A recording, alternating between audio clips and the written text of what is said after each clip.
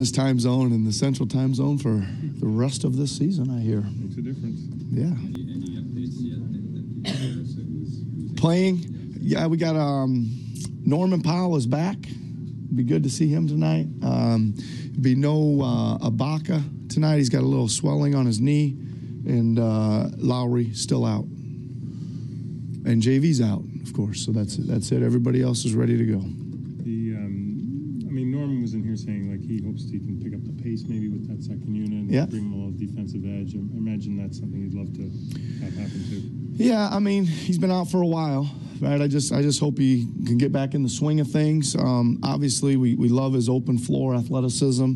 And again, just his athleticism in general. He can guard, he can rebound, he can get out and run a little bit. But I think it'll be a easing in process for him tonight. Just let's get him out there and get him some minutes and get some of that rust off, and we'll see where he is. He was playing well before he got great. hurt. What does he have to do to make sure he picks up where he leaves off without maybe trying to do too much? That's exactly right. Probably doesn't need to try to do too much is the biggest thing. I think it's play within the rhythm of the offense. Get in his stance and get physical on defense, and try to get dirty a little bit. I always say that. I want him to get a little dirtier, get on the floor a little bit, take a charge, get his body into people, get some deflections, things like that, and let the offense come as it may. Is Danny Green could be a role model for a guy like Norm, just in terms of the kind of career he's carved for himself? Obviously, he's got the elite shooting right now, but yeah. That'd be a good career path for any young two guard to follow is Danny Green's, that's for sure. With Serge and JV both out, have you seen enough from Chris Boucher yet? I know he hasn't had a ton of practice time with you guys. There could conceivably be a situation where you need him tonight. What's your comfort level with Chris? First of all, it's a really nice sweater. I really like your sweater. Yeah, I mean, listen, we've seen a lot from him. He's obviously played unbelievably good in the D-League, G-League, right? Sorry, I'm a D-leaguer. I'll get there one of these days. And yeah, we got to throw him out tonight's the night. We got to throw him out there, right? I think with JV out, it was natural to give Greg all the backup minutes. Right, that's what we have him for. But now with both JV and Serge out, Greg moves into the starting lineup, and it just feels a little bit more like a common sense thing to do to let him play some backup, especially in the first parts of the game. Just to see how he does. Right? We got to get him out there and see how he handles himself. And I mean, you guys know me well enough. I give a guy a chance, and if they're okay, we let them roll, right? And if they're not, we'll start making more of our adjustments on what we're going to do. But yeah, the one thing we do know about him is this: he's not afraid. Right? He is not afraid, and that's a big time quality to have when you're setting foot on an NBA floor. What makes Indy so dangerous on the defensive end? Well, they're just really good, right? I mean, they're just really solid. They got a whole group of guys that understand that defense is who they are, right? And every guy steps out there, gets in the stance, buckles down to guard his man.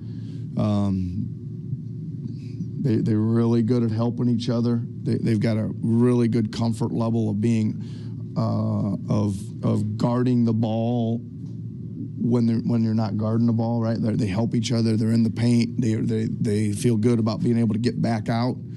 And they get their hands on a lot of balls. They're a high turnover creating team. You got a really good that guy's Dan Burke is a hell of a defensive coach, and so is Nate McMillan, really. So they're very well coached. Do you guys have to be on high alert when you're facing a team that's coming off of a loss like Indiana did last night, knowing that they're going to come out probably with some extra? I think so. I think. We see it happen to everybody around the league, right? You're playing really well, and second you let your foot off the gas a little bit. Anybody in the league can beat you. Again, it's no bad teams, just goofy records, right? And a loss usually tends to refocus you. But we've got two, so we better be doubly focused ourselves. When you look at a guy like Victor Oladipo, how rare is it for someone? Not that he was a slouch in Orlando or OKC, but I guess the narrative was he wasn't going to be that go-to guy, that all-star, and then he turns it around. How rare is that? What do you think he's done to make that happen? Well, I think the things he possessed were some incredible athleticism, right? Speed, strength, and skill with the ball, and a lot of things in this league. I mean, that's a pretty pronounced statement he's made. But the right place, right time fits a lot of things in this league, and he just needed his right team and his right system and staff and opportunity. Really is what it comes down to for a lot of guys, and that's certainly what it looks like to me. I mean, he always was kind of fast and getting to the rim, and with all the teams he played with, so just fit him. I give him a lot of credit. I think he's a super hard worker. I've seen him around a little bit in his work ethic. Talked to some coaches that have worked with him. So I've also given him a lot of credit for kind of being thrust into this star role, being able to handle it consistently, and also having a tremendous work ethic and attitude to propel him into it. You talk often about changing strategies as the game goes on and finding out what works any particular night. Is that generally because of the way teams defend you, or the stuff that you're getting from your guys that might be unexpected?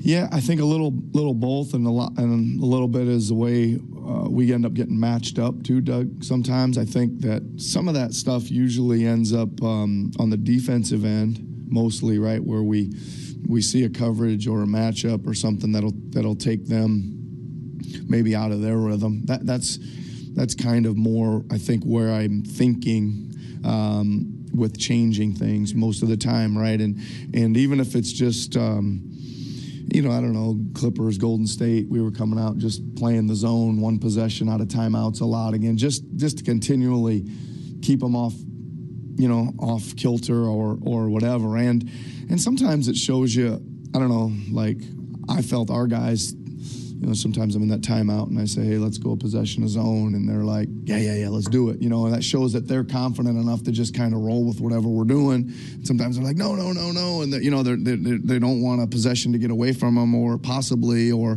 whatever. But I like it when they are most of the time receptive to just going out and executing whatever we call and taking a look at stuff. Like the other night you went to a Kawhi Surge pick and roll that we hadn't seen very much. Was that because you got you what you wanted?